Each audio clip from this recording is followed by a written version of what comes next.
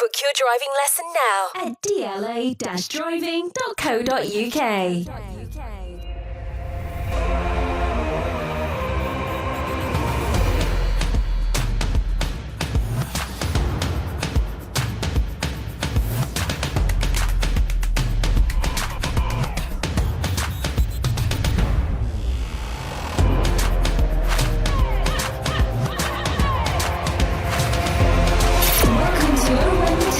Sponsored by DLA Driving Schools. Hello and welcome to Oh in the Town. My name's Dave. This is what we're going to be talking about today. Another amazing performance at Kenilworth Road as the Hatters go toe-to-toe with Manchester United, and sadly we end the game pointless but proud. I'm not sad about being proud, by the way, just sad about being pointless. We'll talk about the game in more detail too. Today we're going to discuss and touch on the man in the middle from that game, David Coots, and his performance, because I think it deserves a little bit of a chat. We have your 3-word reviews and much, much more. And with me as normal, we have Bataro and Steve. Good evening. Thanks for coming up, boys. Good evening, Dave. Good evening, gents. Yeah, before I start, I just want to touch on the video that was released by the club about Tom Lockyer today. Have anybody seen it? Yeah, saw it lunchtime today, mate. Yeah, Small bit. It is a very emotional watch, isn't it? Hard work at times, you know. The fact that he was lying there thinking, I could be dying here, you know, all the thoughts that go through his head, you think, Jesus, you know, he must have been so scared. And, you know, he said, you know, the ground was absolutely silent. Yeah. And I think that probably thought, you know, it's one of the things that helps you think, you know, crikey, I'm in trouble here. You know, yeah, quite harrowing. You couldn't imagine it, could you really? What a group of heroes, though, eh? Everyone there to help him out. Everyone that helped him out, amazing. If you haven't seen the video, go online, look it up and watch it, and then you'll see what we're talking about. Just an emotional thing, and it's glad to see him up and about, and it's glad to, like, he was on Sky at the weekend, and, you know, it's nice to see him at the stadium and still taking part with the club, which is fantastic, and let's hope his recovery is as good and as speedy as it can be. Yeah, absolutely. Manchester United, we had this habit of, at the moment, going toe-to-toe with, and I said this the other week, you know, we've played the big teams, we haven't had that big scalp. They were there for the taking, weren't they? They were, but unfortunately, yeah. I think the biggest problem was the warm-up when Elijah got injured. You know, that is such a massive loss for us that, you know, he sort of is epitomising everything that we're doing at the moment, that really fast, aggressive press. But then when we have got the ball, he's an absolute menace because he's using pace, he's using his strength, he's using his height. So to lose him so early on, you know, obviously, you know, in the warm-up, that really was a bitter pill to swallow. Because, no disrespect to Corley Woodrow, but he's not a star, is he, for us at the moment? And he's not even really an out centre forward either, to be fair to him. But yeah, I know what you're saying. But yeah, there's just a difference in the you know, the pace of the two players. You know, Corley got sort of picked off a couple of times, and, you know, was trying to do press, and he really put a shift in, undoubtedly, but he just hasn't got the speed to get to the press as well as Elijah can and stuff like that. So it was a massive problem for us, so close to kick off. Okay, before we sort of talk about the game in more detail, we got your 3-word reviews as usual. Megan said, we deserve something. Oliver was proud but frustrated. Greg, individual mistakes again. And Bobby, 4 minutes added. ? Yeah. We'll talk about that later. Joe, ref was disgraceful. John, and I agree with John's, I'm taking this one. Bell recovered superbly. Justin, Harry, flipping Styles. You know, he should have been sitting with the Man U fans, shouldn't he? Dwayne, points, not plaudits. And Noah, we missed Adebayo. Go for it. I'm going to take my good friend Dwayne's one there. I saw it at the time when he posted it, points, not plaudits. And yeah, I think that summed it up brilliantly. It's frustrating, isn't it, that we've played that massively. well yet again against a top club. I mean, look, let's be honest. Everybody who disses Manchester United are a little bit silly. They haven't been performing, but look where they are in the table. And to be fair, on the form table though, they just hit. I was about to say they've just hit the form for us at the wrong time. Because they coincided with Hoyland starting to hit the back of the net, didn't it? 8 and 7, I believe, him, isn't it? Something like that. Yeah, crazy return. It's so disappointing to come away from a game that you feel we could have got something out of yet again, and that's another big club at the stadium where we haven't taken advantage of all the possession we had and all the shots we had, and I think Yeah. for us not to get anything, it's becoming harder and harder now for us to see where we're going to get the points from. Especially at home as well. When we're getting at results home, at home. Yeah. home had to be our fortress. And although we've played so well and we've played, we haven't got it. But we've still got some clubs to play there and we've still got some points to take there. I was going to say, there's still plenty of points to play for. So I'm not more concerned, after Sunday's game, about us staying up. I don't think an awful lot has changed in that. But I've been convinced all season that we are going to take one of the big scalps. But it's looking really, really difficult now because I think we've more or less played them all at home. Yeah. Well, Wednesday, Liverpool. Yeah. I mean, very quickly on that Liverpool one, player for player, streets ahead, absolutely streets ahead. But they've got a lot of injuries. Might they have one eye on the Carabao Cup final on Sunday? I'm not saying, it's a good time to play them because they still could absolutely wallop us. And on paper, you would think so. But I think they go for the league, Steve. Yeah. I think they'll be more interested in getting the points against us. Yeah, I would totally agree with that. But if there can be a better time to play them, then maybe it is now. Maybe that's the scout. But hopefully. I'm convinced that we are going to get it at some point. Well, I was hopeful that we'd have got it on Sunday. Let's talk about Luton Town 1, Manchester United 2. We had 3 changes from the Sheffield United game. Mengi and Chong, and obviously forced Woodrow as well. And you know what? The atmosphere was buzzing. Everybody was really looking for it. And the ground sounded fantastic. Love the montage of goals being scored, like the commentary that was played as they came out. Love that. Yeah, and they should do more of that, really. Yeah. Can you imagine that going on the big screen as well, Steve, if they could? Yeah. It would be amazing, wouldn't it? And then within 1 minute, we got our head in our hands. Bataro, explain that.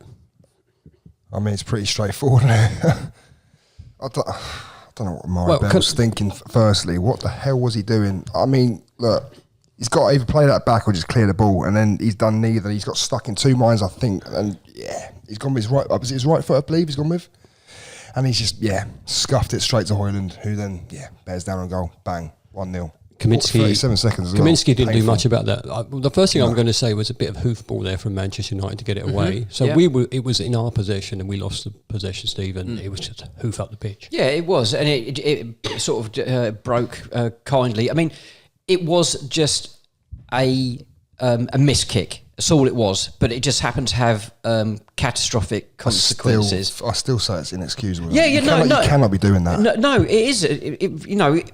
It is a mistake. It is something that happened. I mean, I mean, the only thing is, was he aware of someone being behind him? Even if he'd have hit it cleanly, he was going to be hitting it back sort of centrally. I would have thought, whether he miskicked it or not, the safest thing to have done at that point, when you don't know what's going on behind you, is put it out for a throw-in. Yeah, just get rid. And of course, that's what I was thinking. I'm thinking, well, personally, from my point of view, I thought just put it back onto Kaminsky's left foot, away from the goal, kind of thing. Yeah, if you're going to go with your right foot, you have to, and then you just Yeah, but if he's hit the ball cleanly, he achieves that goal, mate. It's just the fact that. But Steve, that was a very, very simple task that he had to do there. It's not a hard task to do that. I think you could have done that, and you've got dodgy knees, haven't you? No. The ball was way up high, but no. Oh, yeah, it might have hit your face. It wasn't. He's made a bad decision. It was bad execution, mate. And so early in the game, it's an absolute, for want of a better phrase, it's a ball breaker, isn't it? They go 1-0 up, and you just think, now we're up against it. And Hoyland, he's just come into form as well. He's scoring goals for fun at the moment. So it's the worst start we could have made. Yeah. And then you think, well, just settle in. We'll keep some possession. And I've got to be fair to Manchester United. At times they were firing that ball around real quick and moving it really quick. They looked dangerous as well in the final third. They really did. They were miles better than the team that we saw at Old Trafford earlier on in the season. A totally different proposition. But they were pinging the ball around, and then 6 minutes later, I'm going to ask both of you, did he mean to put that in, or was he? No, of course he didn't. Because on Match of the Day, they think full of shite, and I'm sorry. There's no way he meant that. If you look at it, he just looks like, get out of the way. It's a reaction. Like, there's no way he's controlled that in the back of the net. Because if he does that, then I'm sorry, but that's probably goal of like the century, isn't it? If he means that. I'm going to say there's a 4 or 5% chance that he tried it, but the vast majority of me says no. I mean, no. At the end of the day, it was a dirty, horrible slice volley. See, that's the thing. Yeah. That's it. Another miss kick. Okay, our miss kick goes straight to them for a goal. Garnacho slices one like I would, as if it was a bloody golf ball, and it goes straight onto someone's chest who's in a rich vein form, and it goes in. So there's your typical. You've got it. Unlucky. Yeah, because we didn't have much luck to start with there at all. But actually then we started to grow into the game, in my view. But Colton Morris was getting absolutely killed by... he should have been sent off. Casemiro. Thank you. I couldn't remember his name there. He was being taken out. He's being bullied by him at times. But he's spent his whole career doing that, though. Yeah.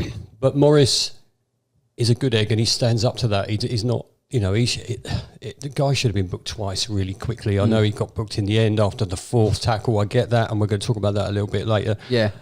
So when we started rallying, we started making chances. I suddenly believed, actually, this is how we should have started. Oh, yeah. I mean, after that, after the second goal went in, we pretty much had control of the rest of the first half, apart from the odd incident, I would say. We were the ones that were looking to probe and press. It's, maybe they didn't have the desperate urgency because they were 2 up. They could be more cautious, but it was ourselves that was looking to force the play. I was about to ask you that, Pataro. Is it because that they were 2-0 up and they sort of backed off, or did we actually improve? Oh, we must have improved. I think you've got to look at it. You think as soon as you go 2-0 down, you have to have an instant response, because you can't sit there and be passive for the next however many minutes. You know what I'm saying, like the next 30 odd minutes, but.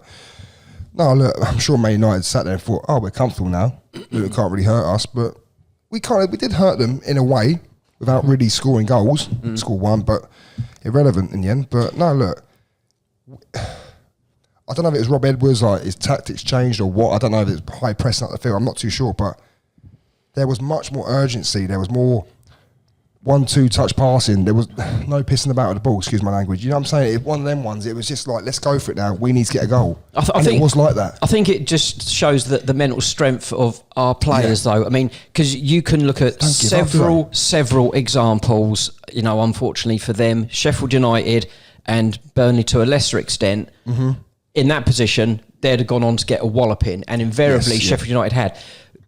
I didn't think for a second that's the way it was going to be.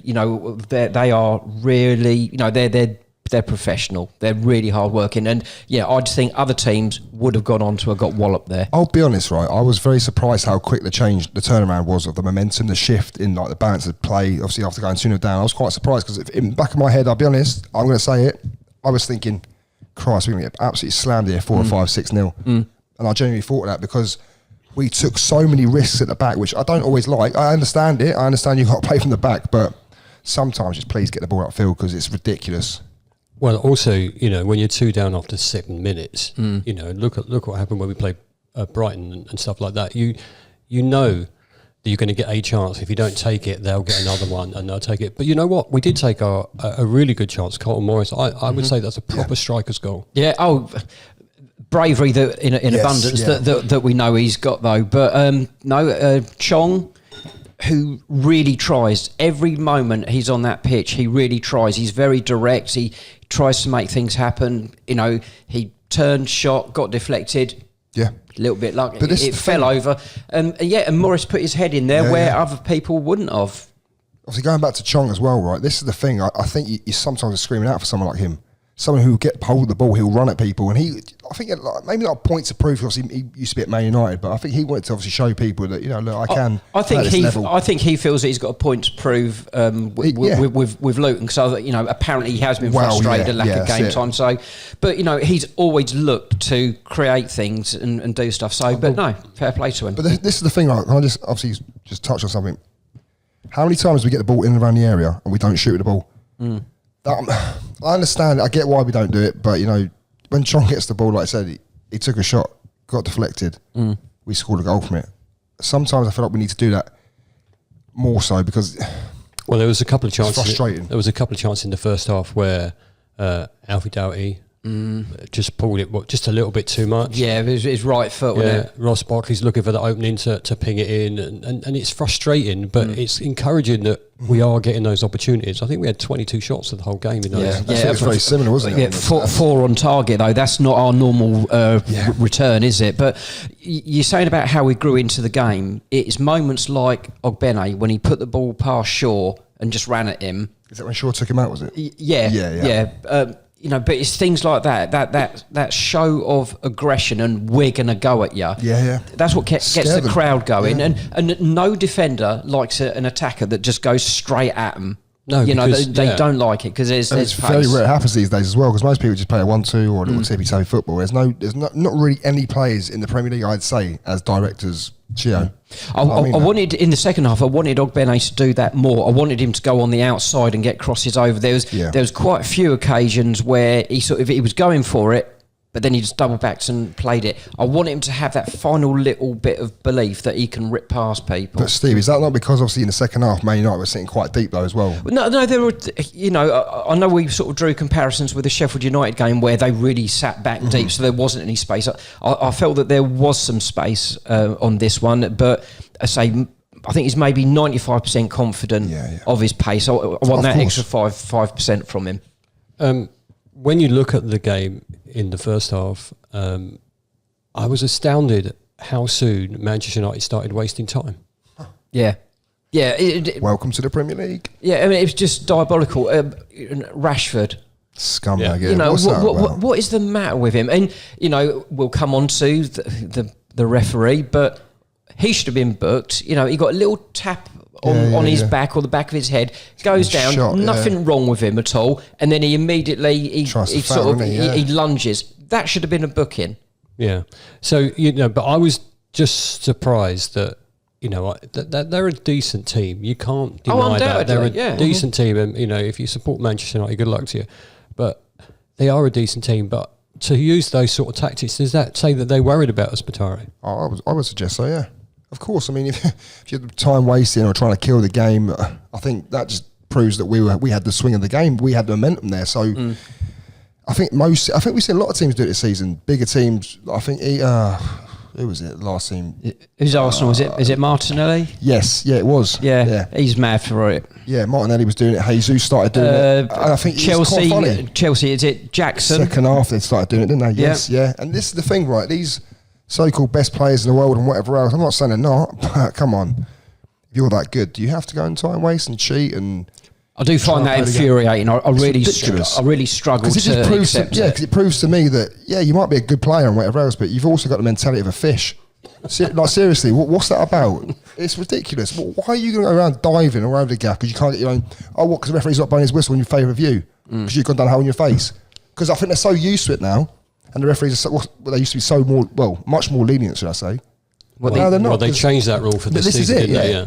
It's just ridiculous. I mean, like I say, if you're going down holding your face and you haven't been hit, it's pathetic, you're trying to get someone sent off, aren't you? Yeah. And it's just gone too far. I just need to mention a couple of things. Kaminsky, I thought, you know what? He did some brilliant saves yesterday. Some brilliant saves. A couple last gasp saves. Yeah, absolutely. One of the best keepers in the league. I'm just going to say it there. He is. Yeah, he made some fantastic saves, and when Fernandes got round him, that block clearance from Lokonga, amazing, running back. I mean, that was sensational. That was one of the best bits of defending I've seen for a season. Yeah. And he was man of the match yesterday, 100%. Yeah, and we talked about Amari Bell's mistake, but to be fair, he did actually step up, didn't he? I mean, everyone makes mistakes in their jobs, in their lives, or whatever else. And, he's made it. He knows he had a right howler. But off the back of that, I think he had a really good game. Mentality as well. Like, that's what I was saying. Like, the confidence that he was showing, he was like, he was taking on players from, as the last man, technically. And he was playing out from the back and he was dribbling past 1-2 players, turning, rotating. And I thought, it's very easy for players who make a mistake that early on to then go to then go and crumble. And we've seen it, Batara. We've seen plenty of occasions where someone's had an absolute stink at the first 10 and they've not been able to recover for it. So again, that's that mental strength that I was talking about earlier. He's obviously got it in abundance. Yeah, and to be fair, I think by the way he speaks, the way he interviews as well, I think you can tell he's a strong-minded character as well. He's a confident guy. So yeah, he'd have been gutted. You know, it was just a missed kick. It's not like he meant it, obviously. I was going to say it was obviously just crap consequences. But I just want to say that, you know, it's apparent from the rest of his game. He was pretty on it. I think all the players were pretty on it, to be fair. They all put in a real big effort. And you're just hoping for that chance. You're hoping for that chance, and you know, then a couple from. I think Manchester United catches on the break a bit, and get the ball, and because we're pushing forward.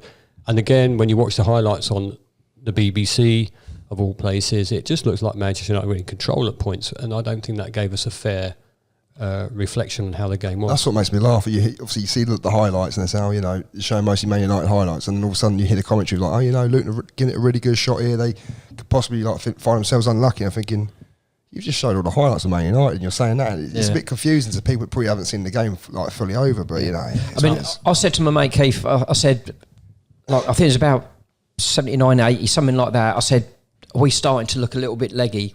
Quite understandably, because we work so hard to try and get back from 2-0 down, you know, as well as having to sort of, you know, play almost an open game to try and force the issue and then getting back to defend. I mean, they worked so hard. I'd love to know sort of the amount of running all the players done, because it must have been one of the games where it was really high in that. Yeah. But yeah, you know, you can't ask more for them really. And you just hope with that one last chance towards the end, and we get the corner. It was a corner, wasn't it? And Barkley, I think, was it? Barkley. Unbelievably unlucky. You know, where's our luck going? It's not coming. It hits the top of the bar. He'd beaten what the technique though as well. On that beaten header. the keeper. Great technique. Good corners from Berry when he came on. Yeah, fizzed him in, didn't he? Yeah. And I think, you know, you just knew at that point you're waiting for the board. When he was waiting for the board to go up, and he goes up with 4 minutes in disbelief of only 4 minutes, and we don't have enough time to. I think if gone on for another 4 or 5, we might have got another chance. I think Rob Edwards touched that, didn't he, in his interview. Yeah, go back to last season. Oh, sorry, and he basically said that, you know, Man United winning, you know, 4 minutes.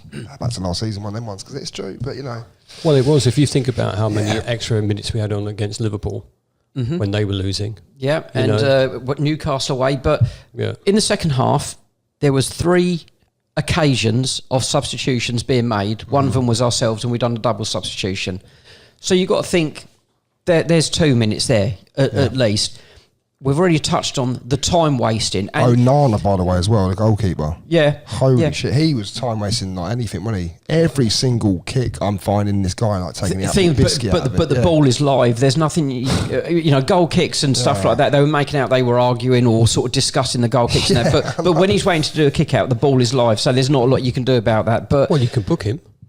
Well, Coots isn't going to, is he? No, he ain't going to do nothing. You know, but we'll get onto the referee in a minute anyway. But you know, as I say, for an early point in the game, he was constantly saying, "Come on, hurry up, hurry up, hurry up." He didn't do a damn thing about it. This is it. But you know, and he's giving it all the sort of holding his sort of arm up in the air. In 4 minutes, nonsense. But that's for the television. Yeah, we'll get on. Well, to that. Let's talk about him. Let's talk about him right now. We can come back to the other points. I mean, I thought, you know, Premier League managers will probably say it evens itself up, but I thought his performance was a bit poor. I thought there was decisions he was frightened to make. Is that because he's on live television? And don't forget, he's got VAR at the back of his head as well, going, you need to look at this, you need to look at that. Going back onto mentality again, then if that's the mentality of a referee, then you should be refereeing it. You should be at home sitting there watching the game with your cup of tea or your bottle of beer or whatever, and just don't get involved, because if you can't make a decision because you haven't got the mentality for it, then just don't turn up. Yeah, because VAR is there in the background to support the ref, not I'll leave it. You know, the referee can't say I'll leave it to VAR, because VAR invariably says we'll back what the ref says. So he's got to make the decision and then fall on his sword if it's right or wrong. However, David Coots, you know, not corrupt, not a cheat. He is weak. Yes, yeah. And he is incompetent. You know, and through that game, there were several occasions that he missed blatantly obvious decisions that he should have got. But, you know, maybe it is a big club thing with the 4 minutes or what have you. I don't know. But he is weak. Casemiro. I'm just going to say He blew for the free kick. He pointed. He put his hand to his pocket. He saw who it was, and then he took his hand away. He shit out of it. I saw that as well. That's what I was about to say as well. He literally put his hand to his pocket. I swear to God. Everyone in the Kenny would have seen that. He put his hand to his pocket, saw who it was, and then just moved it away. Because Casemiro knew as well. Look at Casemiro's face. He was like, yeah, that is weak, and that is incompetent, and he should be pulled up for that. On the Sky, and fined. On the Sky review of that, who do we have on? Is it Gallagher? Yeah, Gallagher was it? Yeah, he's saying it wasn't a send-off offence. Well, he's wrong. Fair enough. You know, he's wrong. If that's the case, why did half the defenders get taken off really early then? You know, they're under the cosh, but they took him off, they took Maguire off, and they took Shaw off. Why? Were they all injured or all not capable? No, it's because Ten Hag knew damn well that they should be or were going to be sent off if the game carried on like that. The Casemiro second tackle... Not the one on Barkley. Yeah, moments after he got touch, the moments after he got booked. He should have had the balls there. I agree with you. He should have had the balls, sent him off. Should have done, but he obviously didn't. So obviously, he still can't find them. But you know, it's weak. outrageous. He's a weak person. He hasn't got the balls to make the decision. Honestly, he should be dropped just from that game. And people might laugh and go, "Oh, come on, mate, you've been a bit extra." I know a lot of people will say that, but I'm sure Luton fans will be sitting there thinking, if this guy referees us again this season, he won't be getting a warm welcome. Well, if he officiates the game properly, then Man U are down to 10 men. Yeah. You know, undoubtedly.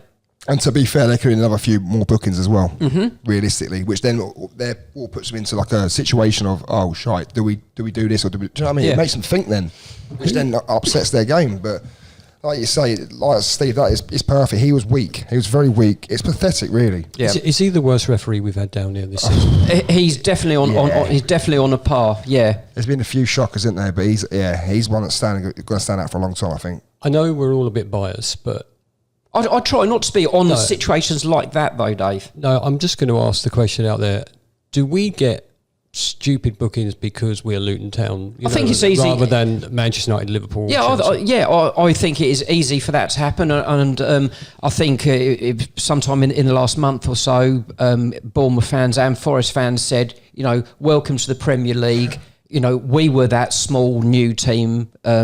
You know, recently, and they were getting the brunt of it. So yeah, there absolutely is that. I do feel like the bigger teams get a lot more respect and a bit more of a welcoming as well when they turn up, because it just, I don't understand it. I just think, why are the smaller clubs, smaller teams, or so-called smaller teams, why are we getting on average 4 or 5 bookings? I know you play with an aggressive style of football, I get that, but it's just because you make like a split second late tackle doesn't mean it's warranted a booking. But some of the tackles I've seen this season, I think, well, that wasn't a yellow card. No. But then you see, like, you know, United, your Liverpool's, your Man Cities, or whoever else, they do it. Was it Woodrow got like you got a free kick? That's almost like what it is. Yeah, was it Woodrow that got booked really quite quickly? Yeah, you know, and that was right in the middle of all this nonsense. Soft.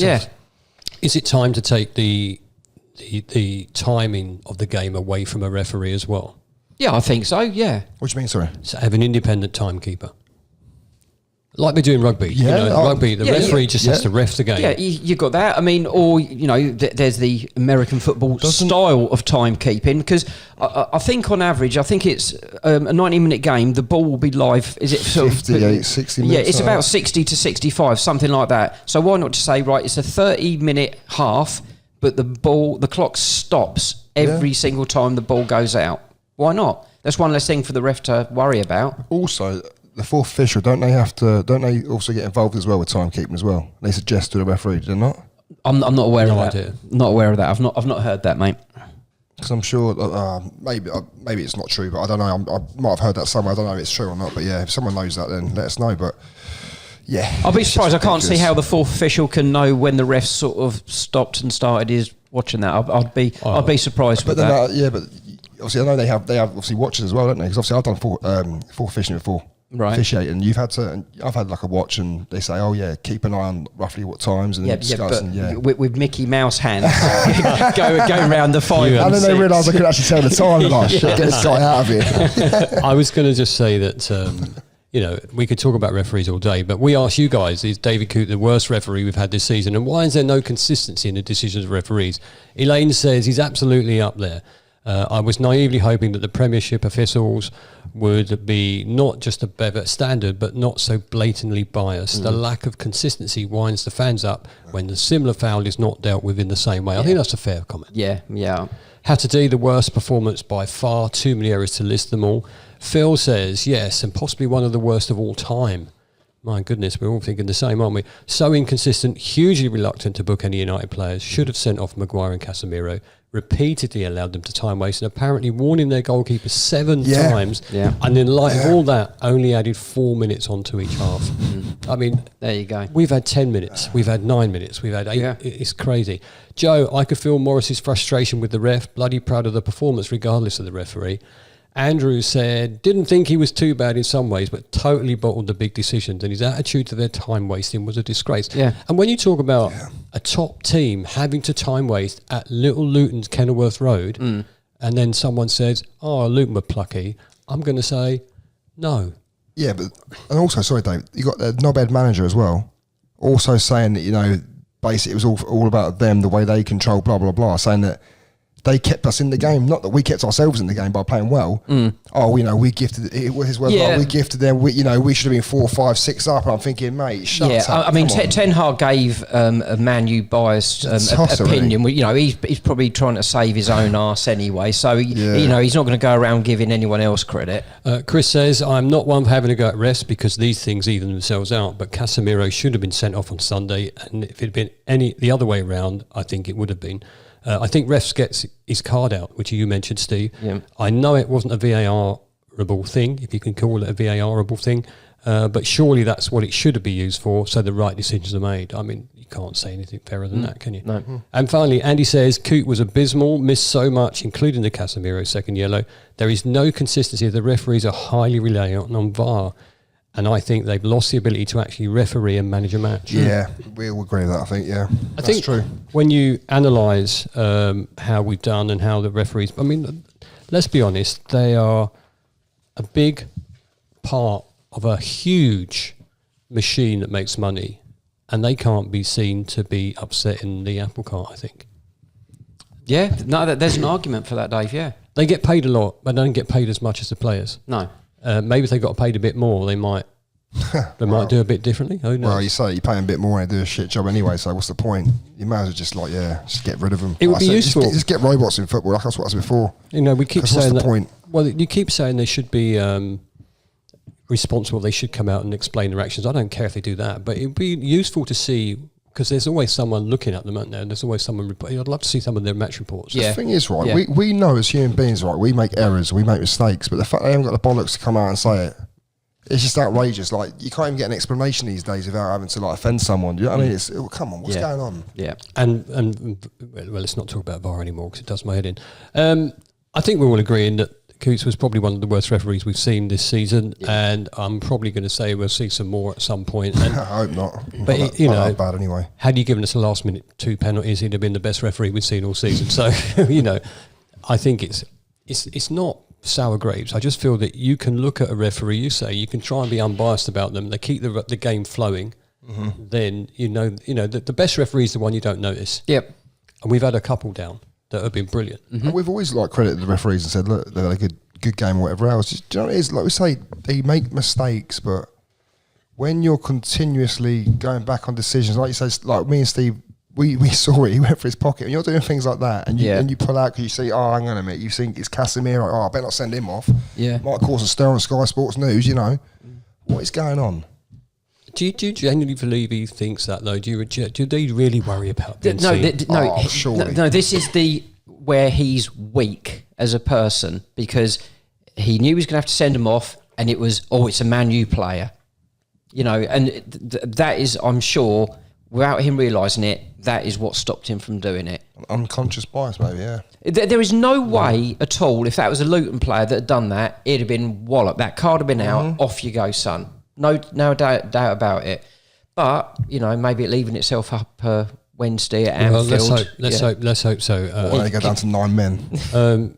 if you're coming to Anfield and you're listening to this, you know, just leave us some comments when you get a minute. I'm looking forward to going. Yeah. Do you know what? Here's a few facts from Google and Opta. Luton have lost the last 10 league games against Manchester United, with the exception of a 1-1 draw back in 1992.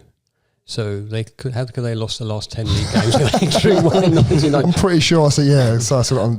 Was that the season that Manchester United were on a record-breaking run, and if they beat us, they'd have broken the record, and we drew with them? Paul Elliott? I generally can't remember. It wasn't Mick Harford, was it? No, I thought it might have been Paul Elliott, I think. All right, I'll let you look that up. Hang on a minute. I saw something yesterday on Sky Sports about Mickey Arthur scoring against Man United. A deflection off the bar. No, Deflected off the bar and headed back in. That was Steve Foster drilled a free kick which hit the bar. Gary Bailey, the keeper, missed it. Another one I saw was David Priest. Yeah, lofted it in. David Priest one, yeah. We're looking Priest lofted it in. I'm pretty sure half it off the bar and he headed it back in. And do you know what? I think. Do you know? Don't quote me on that. But if I'm correct here, I've got this one. I've seen that game several times. One that I'm talking about, where Steve Foster drills a free kick, it hits the bar, goes way up into the air. Gary Bailey, two defenders, and Mick Harford all go for it. Mick Harford glances it in, and Bailey and the two Man U players are on the floor. Wow. Do you know what? The galling thing as well, 9 of our last 14 home defeats this season, or 9 of our 14 defeats this season have been by a 1-goal margin.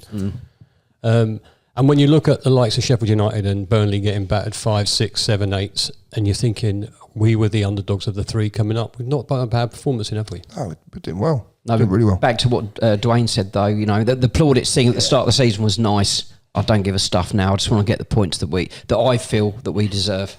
I also want to just address the elephant in the room here, because we should have said it at the beginning. But, lads, did you see producer Jacob's video of you two discussing the last time? Do you know what? At times, I can be an absolute knobhead. Which means at times, most of the time.